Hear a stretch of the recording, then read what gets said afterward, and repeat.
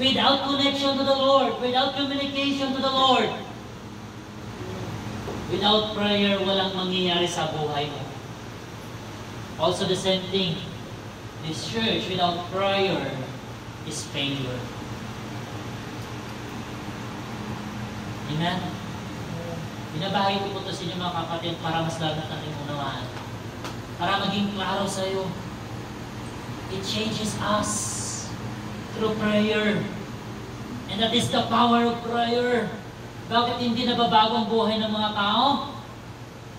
Wala silang communication sa Lord. Hindi sila nagpe-pray.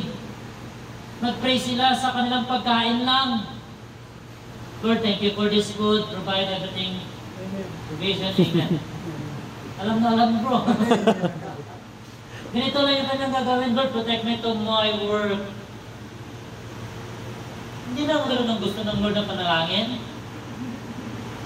Ang panalangin na gusto ng Lord is spiritual being.